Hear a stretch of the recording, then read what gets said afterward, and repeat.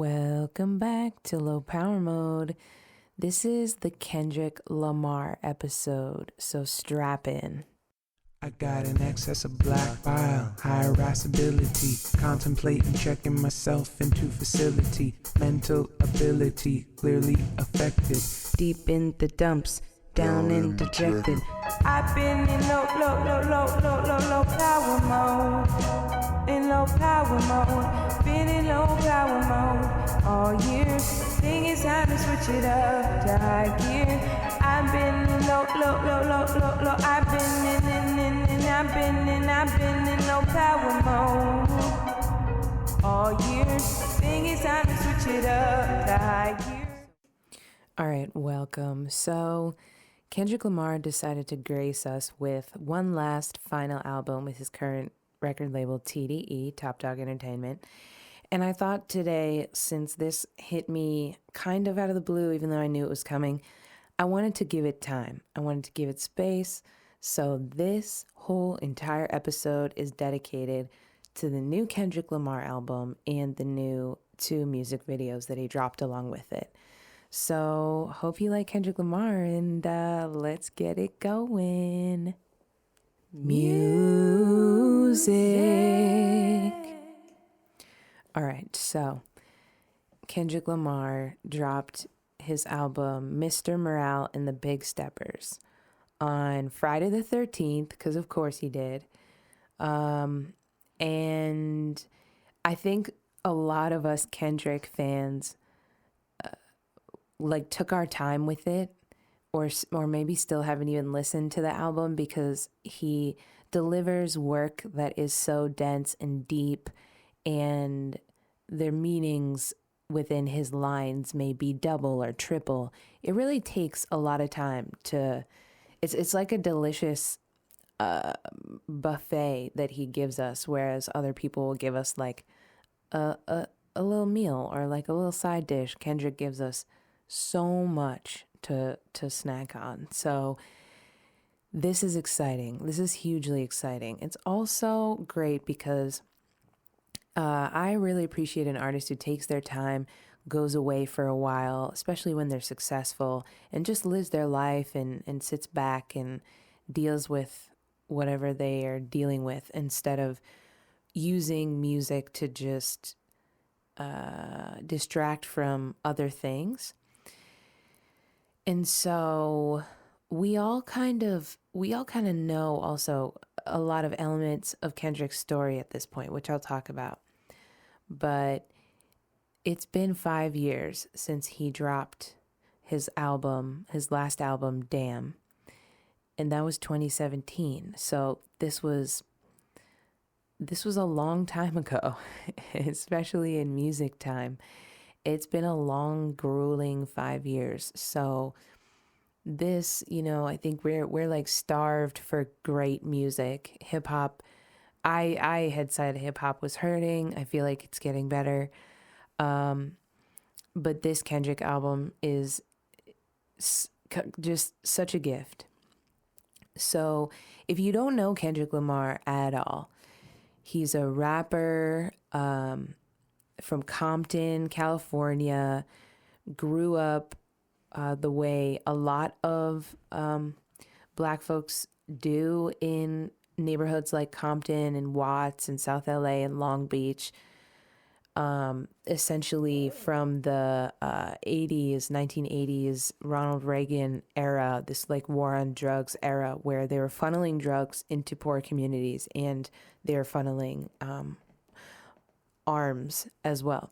So there's this combination of poverty and drug addicted and homeless folks, and people dying at the hands of other people because of guns. And so gang violence was put there. Obviously when you have a poor neighborhood, like, there is going to be shit that goes down, but gang violence, this was created from the president of the United States in the 80s, who was like, we want to destroy Black and brown communities. So Kendrick is super aware of this in his music, and he comes from, yeah, a couple who moved to Compton, and he, he saw Tupac when he was a kid, and he has lived that Southern California kind of gangsta life, except music, like many, many, many folks from the hood, has really been kind of a savior for him. I think in turn, he felt that he needed to be a savior for it, or for us. And this album is incredible because he really comes to terms with not accepting that burden. But again, if you don't know Kendrick at all, he's one of these people who is about the craft, and has spent those 10,000 hours. And so he's very poetic and prophetic and prolific and incredible. So I don't want to put him too much up on a pedestal because I know he would hate that, but some of his notable work has been Section 80 was an album early on that hit before Good Kid, Mad City in 2013, which like completely changed the game. Then we had To Pimp a Butterfly. We had Untitled Unmastered. We had Damn. And now we have Mr. Morale and the Big Steppers. And so we've also seen Kendrick through a lot. Like, he's risen to fame. He's gone around and toured the world. He's had 2 kids. Like, he's become a father.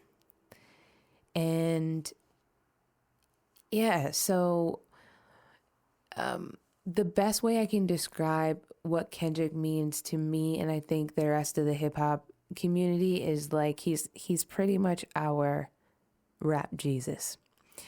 And I mean, because our culture is so starved for this type of quality content, we put him way far up on a pedestal.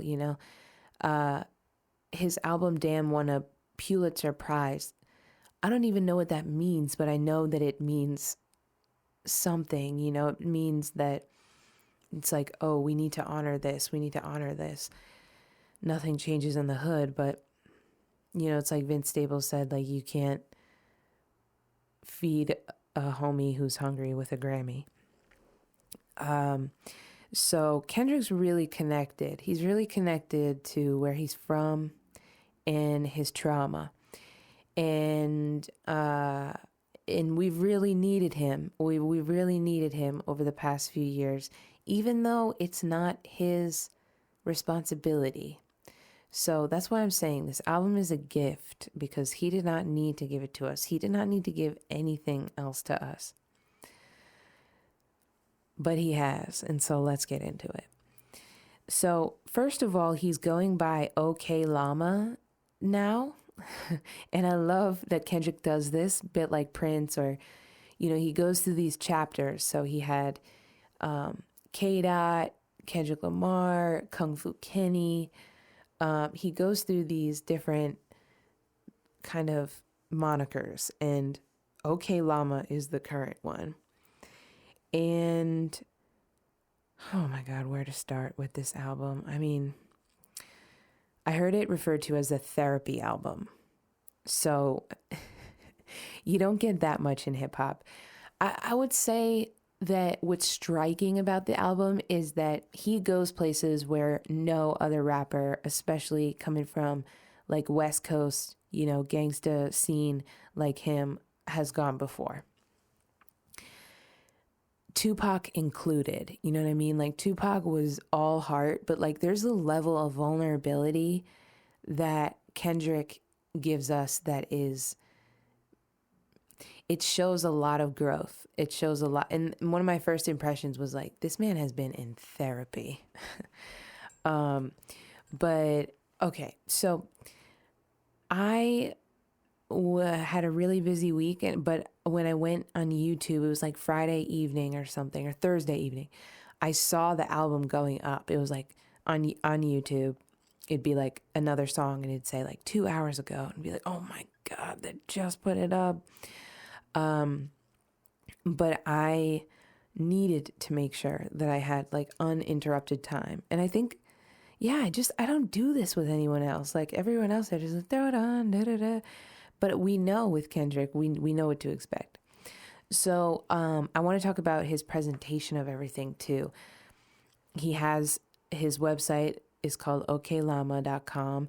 He's also, in the years that he's taken this break, started a production company. He was doing a lot of music videos with Dave Free.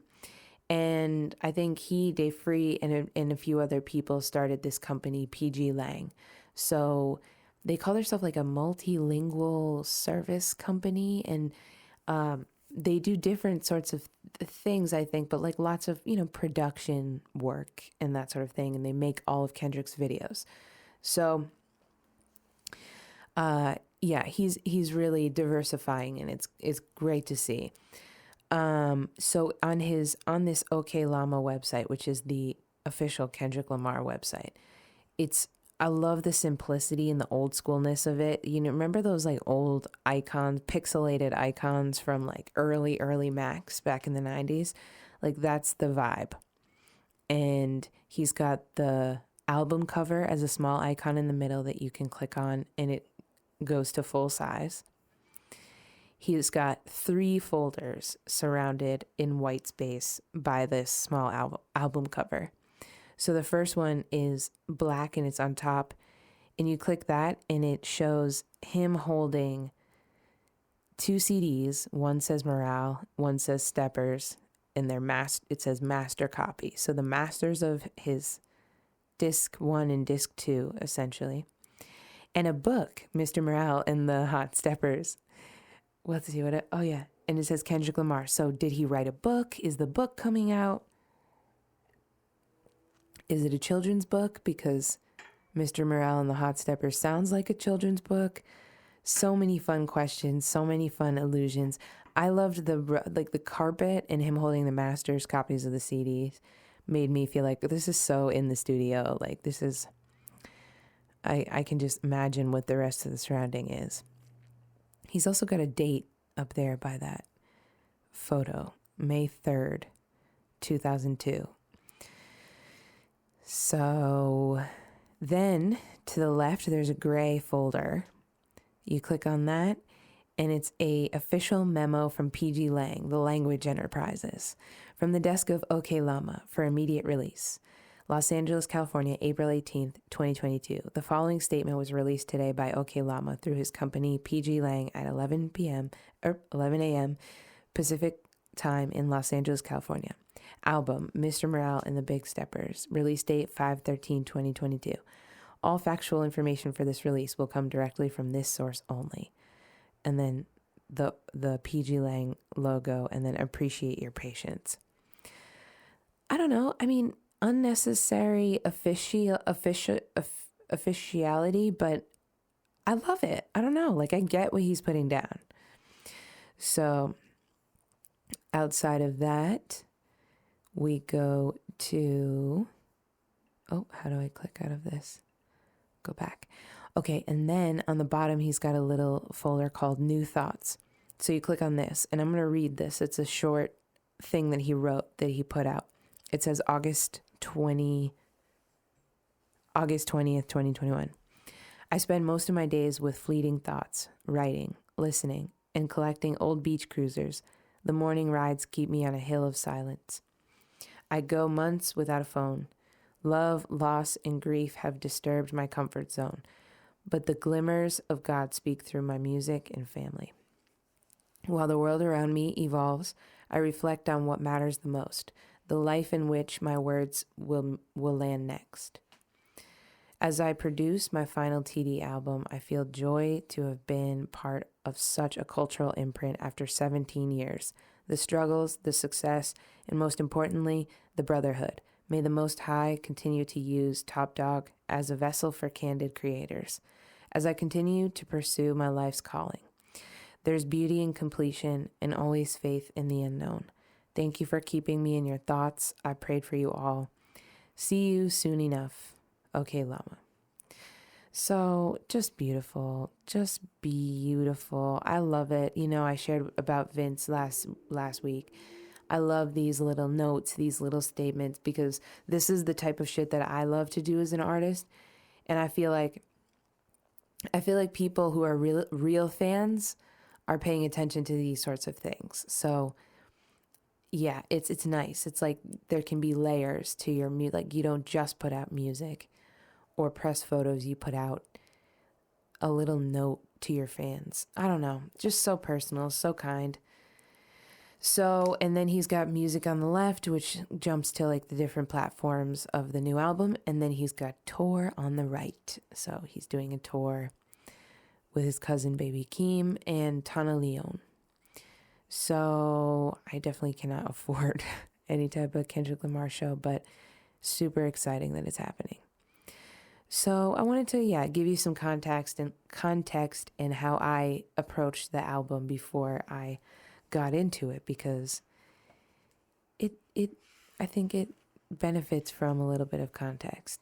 So I hope you have a little bit of an understanding of who Kendrick Lamar is and how much we herald him in the community. If you're not already a fan, I feel like if you listen to this podcast, you would probably already know Kendrick. So, but trying to be inclusive. So the album starts with the song called United in Grief. And we hear the voice of Kendrick's partner, Whitney Alford, who's saying, tell him your truth. And oh my God, I'm realizing like I have so many notes here that it's like, I don't even know where to dig in. Certain things, certain lines that I liked where like a chorus kind of line was, I grieve different. So the title of the song is called United in Grief. There's a line, I hope the psychologist listening, I grieve different. And he's kind of like, I grieve different. Huh. And the way he says, huh, it's like he's crying out in pain. Like Kendrick is really good at giving us these kind of like ad libs and like signals of his emotional state. And so the album has very dark tones to it, but very beautiful at the same time. He said, I've been going through something for 1,855 days. I've been going through something. So like so dramatic and so intense, but like apparently he had like writer's block for a couple years. And yeah, and 1855 divided by 1, 2, 3, 4, 5. Yeah, so 5 years. So it's like he's kind of telling us it's been rough and I'm back. And he addresses the fans in the Heart Part 5, which we'll talk about, being like, thank you.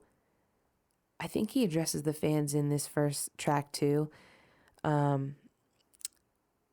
It's just, yeah, he's speaking directly to us. It's kind of, I don't know. I feel like it's kind of rare that happens on an album. But it's like he knows I feel like this album is like Okay Llama the musical. You know, it's like his new chapter, and here is the setting, the score. So really nice, kicking us off, setting the scene with United in Grief. And it also feels, there's a lot of like kind of vague or subtle COVID, subtle and not subtle, not so subtle, COVID references and references to the times without feeling too topical.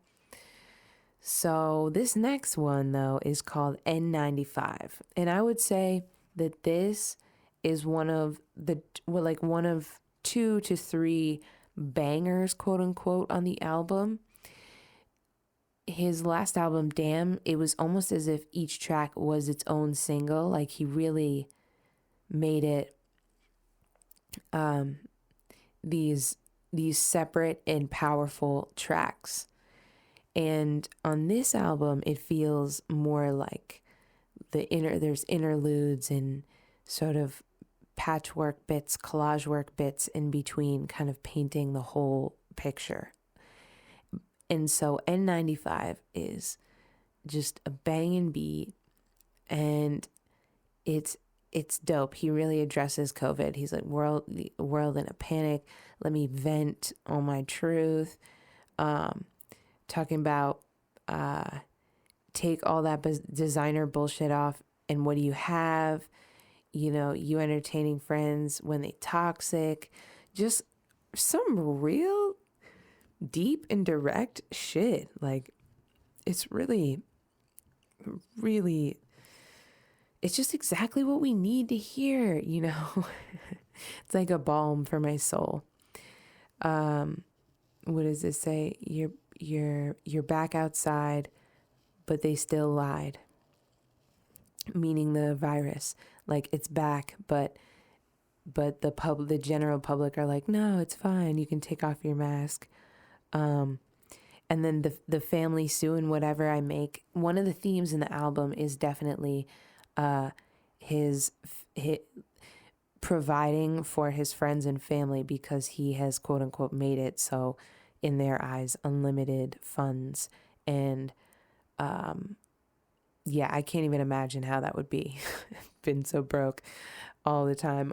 But I can imagine, because I know how crazy perceptions can be warped with social media. So I imagine even more so with music and being an entertainer, a performer, that it would just be so difficult to have people who, you know, who have been in your life or quote unquote love you and you love them, and asking for money. I mean, it's great if you can help out your friends and your family members, but it's not your responsibility, even if you do make it. And so, really deep themes, really good shit here. So then track 3, we go into Worldwide Steppers. This is wild. We're talking all over the place. Kodak Black is one of the rappers who's featured on the album. And Kodak Black is kind of known for being accused of sexual assault. And then the court case didn't prove that he did necessarily sexually assault anyone. But I think it was Power 106 in LA stopped playing his music, banned playing his music. And Kendrick has famously fought Spotify, these big engines, you know, streaming platforms, when they started to when they rolled out this like hateful conduct policy, and they started censoring different music, like censoring Michael Jackson music and stuff like that, and R. Kelly and stuff. So I feel like Kendrick does have this like savior complex and this rap Jesus thing. And I feel like with the other black men in music who have been troubled, he's kind of like hurting them and including them or guiding that. Like there's some sort of like salvation piece here. Like I think it was very intentional that he chose Kodak Black, this controversial type of rapper, to be on his album.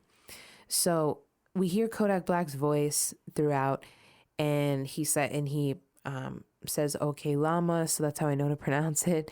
And then they mention Eckhart Tolle. So Eckhart Tolle is another big theme throughout the album. And I remember RuPaul talking about Eckhart Tolle on the What's the Tea podcast. But this is really cool. Like he weaves a lot of Eckhart Tolle throughout the whole album. This Worldwide Steppers is pretty wild. He's talking about, he always does stuff on a macro, on a micro level, and then out to a macro level. So this song is kind of about like his lust addiction and his how, okay, like it's this dynamic of like in trying to save there's somewhere where like you need a vice or whatever. So for Kendrick, it was sex. And so he's kind of he's talking about the first times that he's had sex with white women. And it's pretty wild. Like, so he tells us the first time when he was like on during this track meet or something, and then or something with his high school, and he had sex with a white girl, and talking about all the money, credit cards, and the, like cars, and then he is talking about the second time, like in Amsterdam, where he had sex with a white woman, and he mentions also in this song like how he objectified so many bitches that killed them their confidence, and there's kind of like this reflection on his sex. Okay, essentially not just his sex drive, but the fact that he has had sex with white women in this vindictive way almost. Like he says that this young like the high school, like the first time he had sex with a white girl, her father was a sheriff, and his uncle had been locked up by the sheriff or whoever, so it was like revenge or something. Like this was kind of like the structure that he had built in his mind, I guess, around it. I don't know.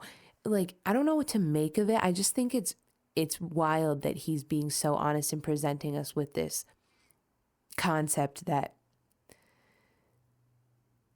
he's critiquing as well, which is like I thought I could. It reminds me of when he says in Backstreet Freestyle, so I can fuck the world in 72 hours. Goddamn, I got bitches. It's like he probably went through that phase of like, I can fuck anyone, or just like being on one. And then but then when you have a partner and you have like someone to be faithful to, like that doesn't work, even if you are putting out great music. So he's really kind of putting himself under the magnifying glass, which I really appreciate. The next song is called Die Hard. It's kind of like a love song. It reminds me of I think it's called Love on Damn. There's a lot that reminds me of Damn on this album, and some stuff that reminds me of To Pimp a Butterfly. It's really just weaving all of his past stuff. It's beautiful. It's like an anthology. This one called Father Time is all about daddy issues, grown men with daddy issues, hiding your emotions, never showing the feeling, about how his father was always like, don't be too sensitive, and suck it up, and that sort of thing. And this coming from his wife being like, you really need some therapy. Like he has that in the intro. It's her being like, you really need some therapy. And he's like, nah. And then he goes into all these daddy issues and stuff. So it's kind of funny because he's saying no, but really he knows he needs it. So he's kind of like making himself this example of how to evolve. And yeah, and they also mention Reach Out to Eckhart. So there's this Eckhart Tolle vibe again. Tough Love, Bottled Up, No Chaser, Neat is this is a Sampha collaboration. And Sampha is like a hauntingly beautiful pianist and singer. And so the chorus from this, it's like bottled up, no chaser, neat. Like it's very haunting, very beautiful, very well done. All right, what else?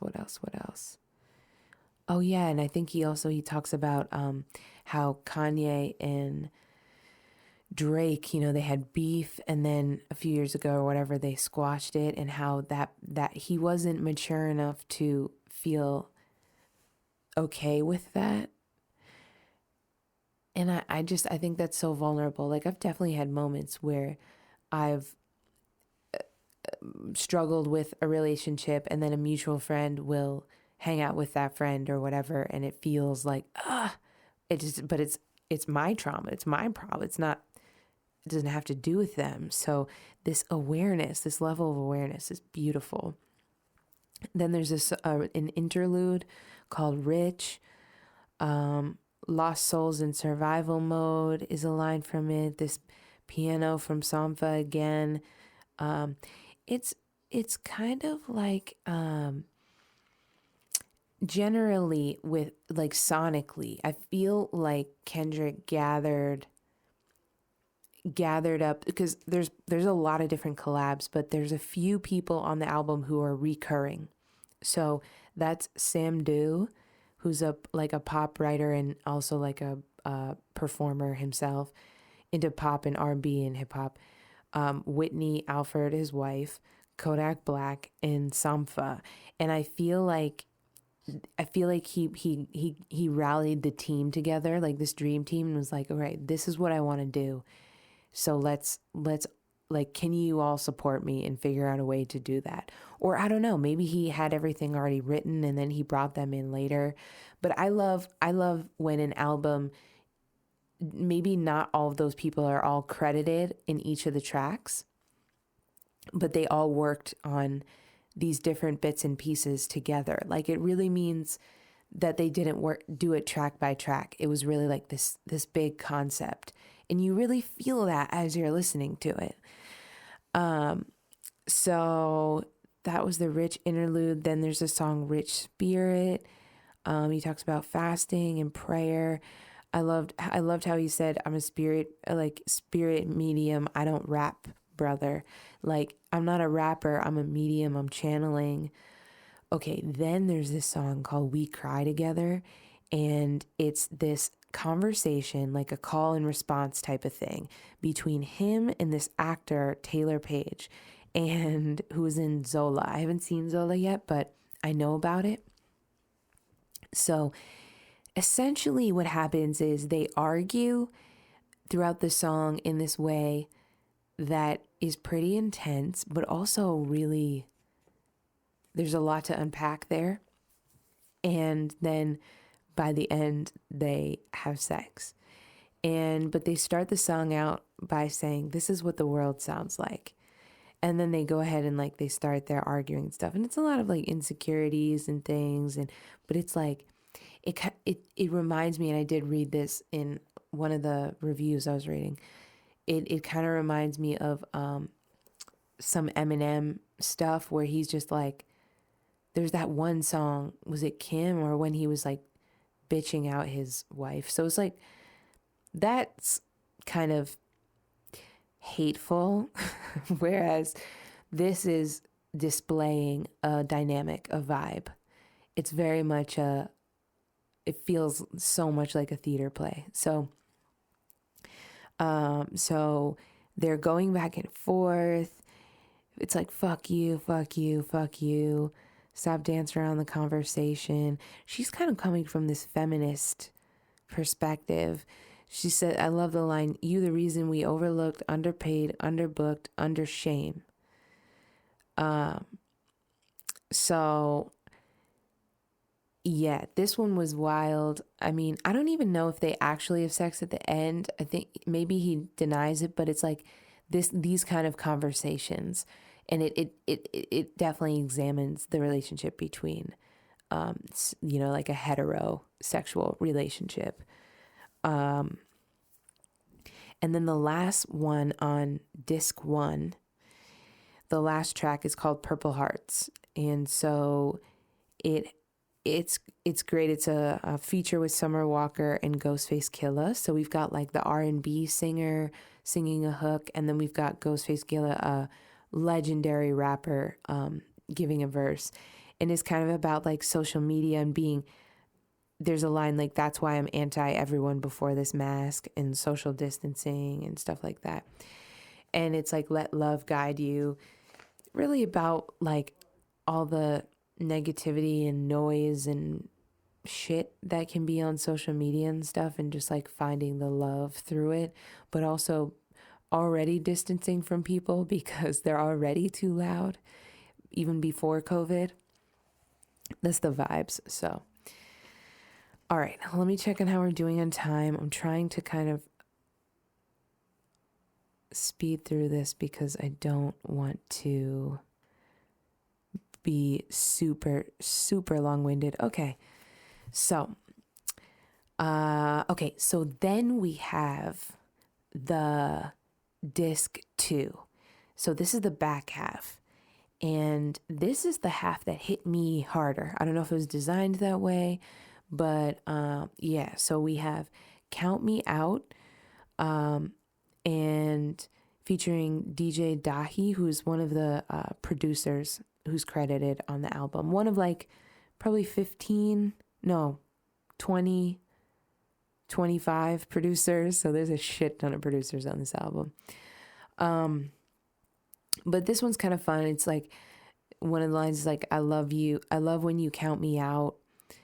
Wipe my ego, dodge my pride. My name is, I love when you count me out. My name is in your mouth. Ego is the Lord. Oh, I put it on my ego, Lord of Lords.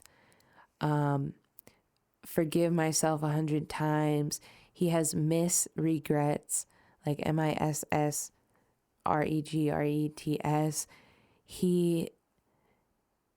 And they say session 10, breakthrough. There's almost like voices, not at the beginning of every single song, I don't think, but in many of the songs, there's like this little intro. And so this one's called Breakthrough, and the production is so nice. It's so good. This album, like I've only listened to it twice very attentively. I haven't even let it all like sink in and imprint on me sonically yet. Kind of just like focusing on the lyricism. The next song is called Crown, and I love this track. I have a crown drawn over the word crown and a star.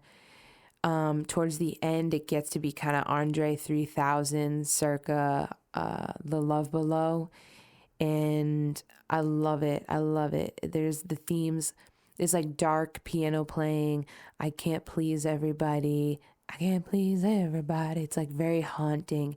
He does this vocal where he has like a higher tone and a lower tone, and it sounds so good and creepy. And heavy is the head that chose to wear the crown.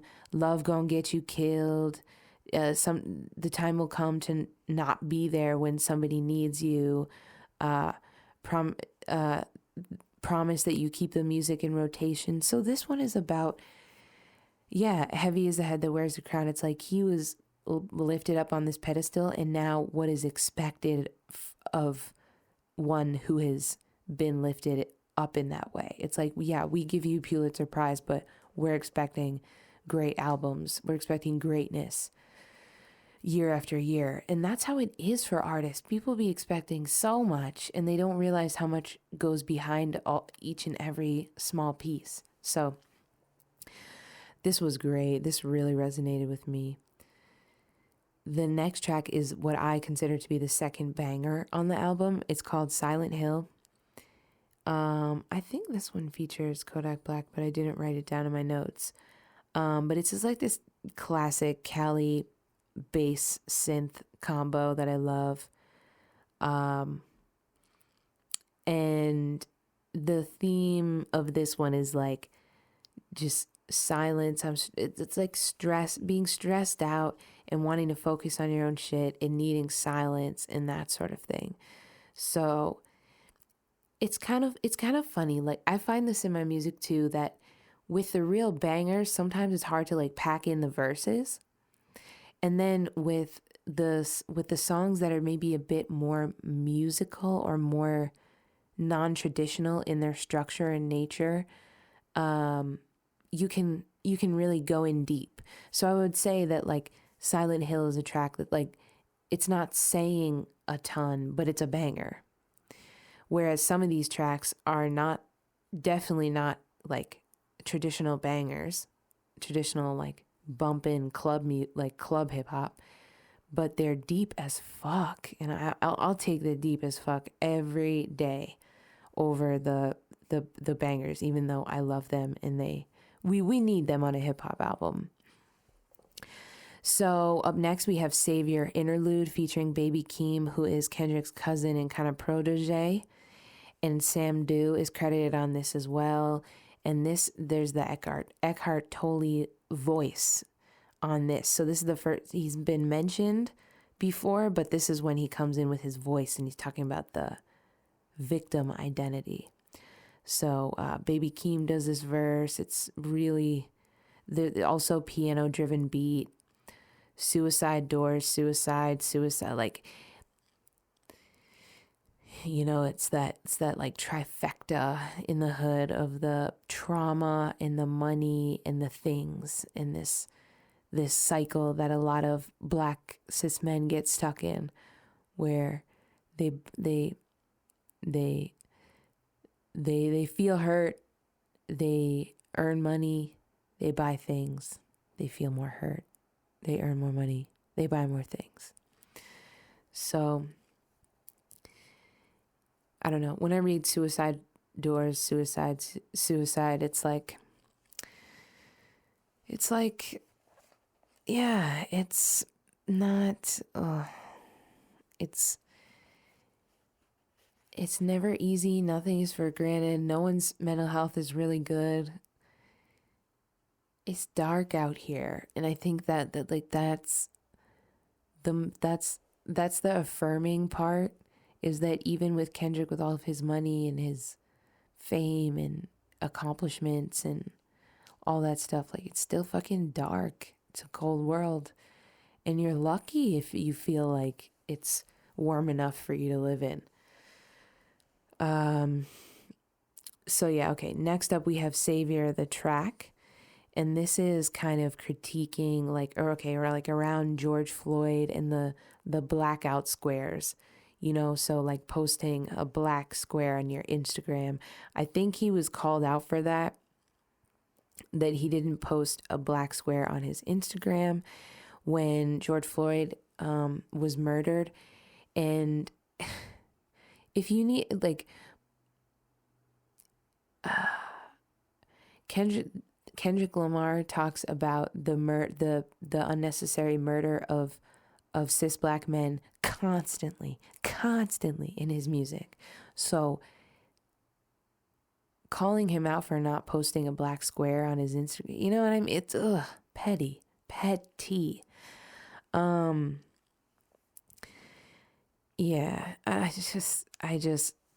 Yeah, I really like feel for him, because like, not you. Don't let, like, they're judging you like that. That's crazy. But I heard it was No Name who said this, and then this is what sparked some kind of like thing from J. Cole, and then I don't know. I'm not going to get into rap beefs right now, but this song Savior, he states, "I am not your savior, calamities on repeat, smile on my face, but are you happy for me? One protest for you, 365 for me.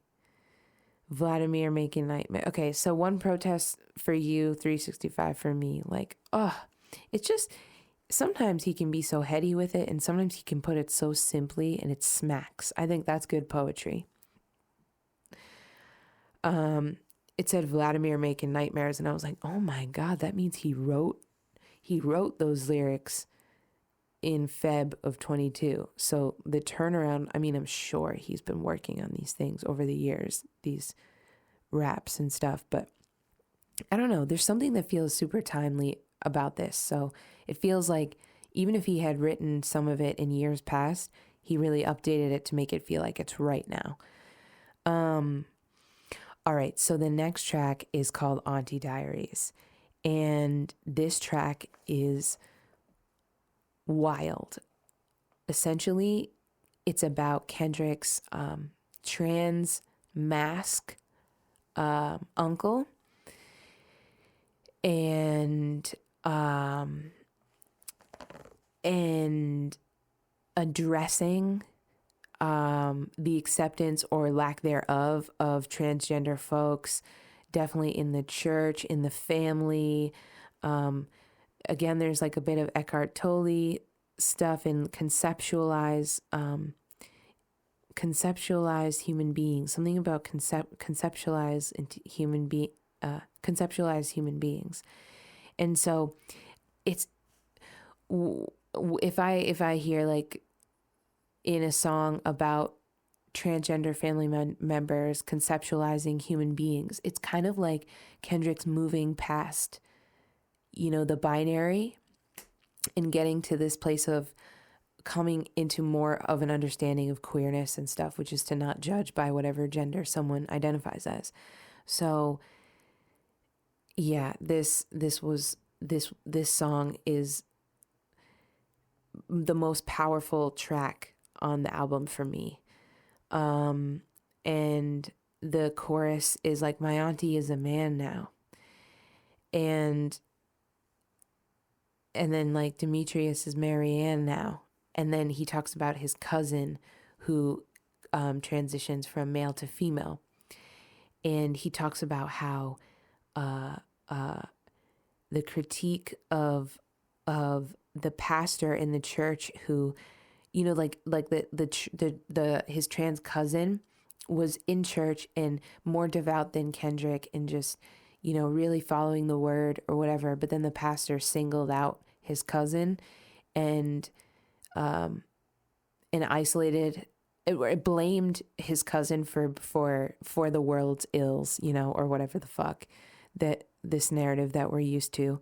So he addresses the use of the F word, the queer-phobic F word. Yeah, it's cool because you like putting the F word into a song is not something I would ever do, but it's him grappling with this shift. And I feel like if you look at face value at like hip hop in general or at Kendrick Lamar's music, you can be like, he says bitches and he's talking about fucking bitches and like this sort of, and it's like true. He is using the F word here, but the way in which he's using it and what he's examining in the bigger picture, I find to be super powerful. I'm sure that there's like critiques against it, but yeah, I just wanted to state that because it's not like he's handling these things delicately, but also he's Kendrick Lamar. He's a depressed and extremely gifted person who's coming into understanding queerness. And so, yeah, this was big. This was huge. And this reconciliation that he has of choosing choosing to love his family for who they choose to identify over the church, and it's like, that's big for Black culture. That's big for hip hop to even talk about trans folks. And he's so like poetic with it. Like one of the lines is the Barbie dolls played off reflection of Venus. So he's talking about his cousin and he's like, that his cousin played with Barbie dolls reflects like a divine feminine in him. I don't know. I love it. I love to see Kendrick grapple with this stuff. It's awesome. And it's unexpected. And also they point out that the trans mask uncle, that people would talk all this shit, blah, blah, blah, and that uncle would get the most girls, would have the most money, drive the best car, And so it's just funny, people just are insecure and want to tear people down when people are secure in themselves. That's as easy as that. All right, so next up we have Mr. Morale. Oh, another incredible track examining his mother's abuse as a child and sexual abuse and how that exists in Black families and Black trauma and using violence to comfort and karma and hydrate, it's time to heal. And oh yeah, this one and Mother I Sober also is like the mother. Oh, okay. Wait. Sorry. I might be confused. Mr. Morale addresses his mother's abuse and black trauma and violence to comfort. And then Mother I Sober. Mr. Morale also, it examines, okay, like he brings up R. Kelly. And again, I think similar to this Kodak Black feature choice, he's not trying to absolve R. Kelly of his sins, but he's saying, I wonder if R. Kelly hadn't been sexually abused as a kid, if he wouldn't have done that. You know, and I feel like we can ask the same thing about Michael Jackson. And he also, when shit hits the fan, is you still a fan? Like that was off to Pimp a Butterfly. And he examines like how he examines how we judge people based off of their actions on face value without considering that these things have happened to them. So again, not like gentle or like politically correct, but like that's not what rap is for. And I appreciate that he examines the hard shit, because that's what I'm always doing. And it's nice when someone else is there and like validating your need to want to examine your trauma and why you behave the way you do, why you carry what you carry. In the next track, Mother I Sober, he talks about being 5 years old and seeing his mother beat by his father, or was it by his father? Maybe it wasn't beat by his father, but seeing his mother beat.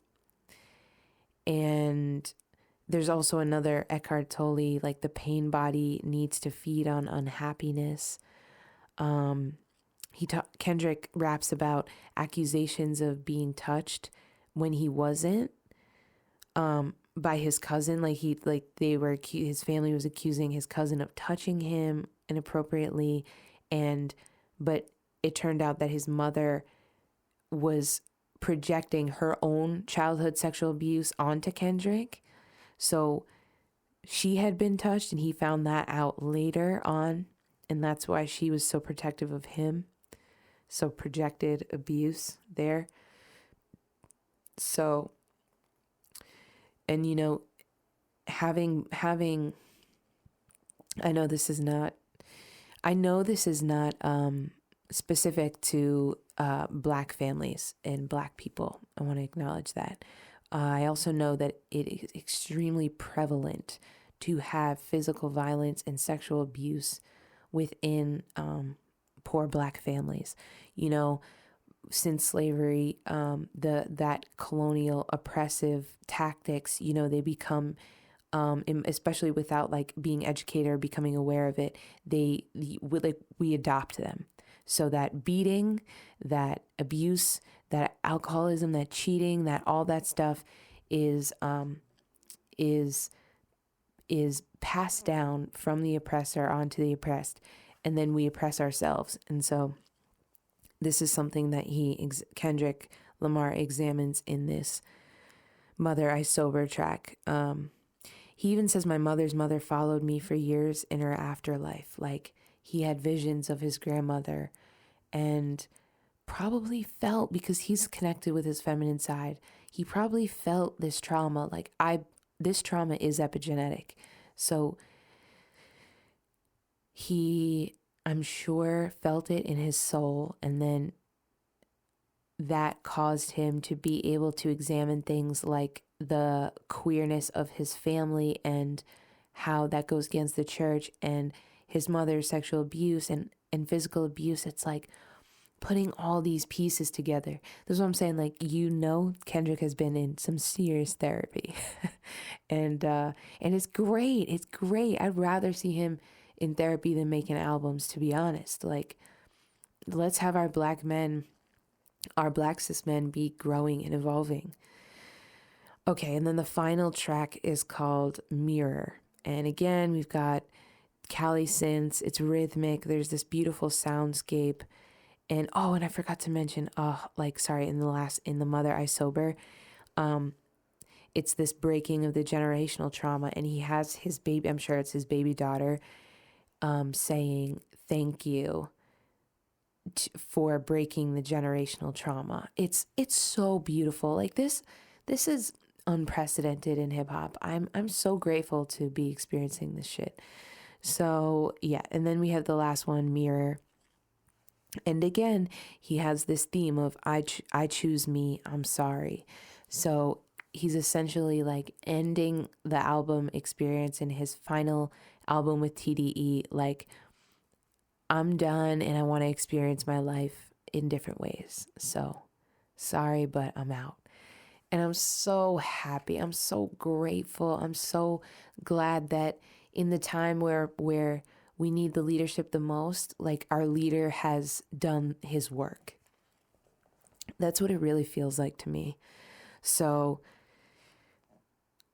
I've only listened to this album twice, as I said, and it's so early yet, but I wanted to talk about it because it's super exciting and meaningful for a lot of us who really worship Kendrick Lamar, and where he's going and taking us as a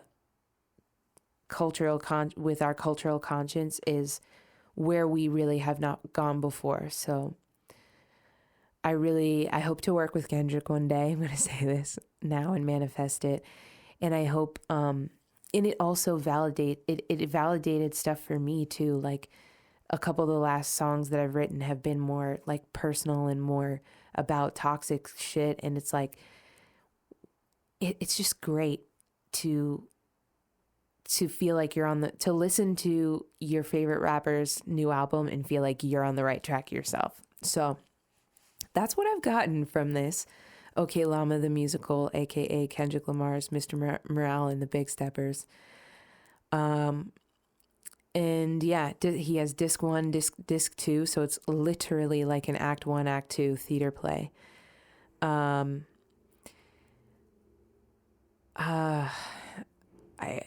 guess it's like I want to continue talking about it, but I really need to be responsible with time. So I'll just say thank you to Kendrick Lamar, PG Lang, TDE, Aftermath and Interscope, Sam Dew, Whitney Alford, Kodak Black, Sampha, all the other features, all the like 25 producers on this album.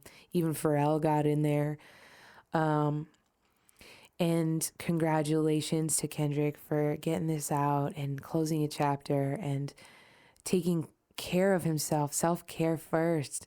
And he broke a little record of most first day streams for an album in 2022 on Apple Music.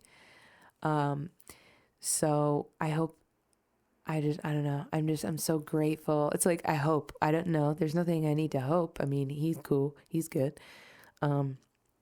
I'm grateful for this therapy album focusing on trauma healing while I'm doing my own trauma healing. Okay. I'm going to wrap it there. That's Kendrick Lamar's new album in an hour. And let's keep it moving.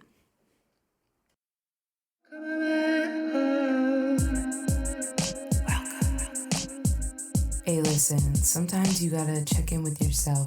Check in with yourself. Okay, so you know how in that little segment for coming back home, it's like check in with yourself, check in with yourself. So I'm checking in with myself and I'm thinking I have too much more. Like, if we start talking about the Heart Part 5 or N95, I am a lot of fives. I have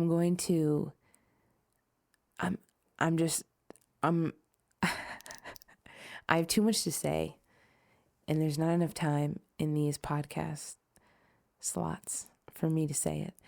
So I'm going to restrain myself. I'm going to end it here, and I'm going to discuss the Heart Part 5 official video and the N95 official video in the next podcast, because I need to give Kendrick the space he deserves, and I need to give myself the space I deserve to speak about Kendrick. So So that's going to be it for today. And thank you for bearing with me. I know I said I would post video performances. I was going to post this last week, but it's been a crazy busy week. I've had so many doctor's appointments, but I'm finally in the system and getting moving on this painful condition I'm having. And yeah, we're in full swing. So I hope this finds you well, and I will be delivering something good next week. But I hope you enjoyed this Kendrick Lamar new album Excitement Fest, because it's big, and it's what we're going to be listening to for the next years to come. So sending you all so much love, and yeah, thank you for showing up, and catch you next time. I've been in low power mode. In low power mode. Been in low power mode all year. Think it's time to switch it up to high gear. I've been in low. I've been in low power mode all year. Think it's time to switch it up to high gear.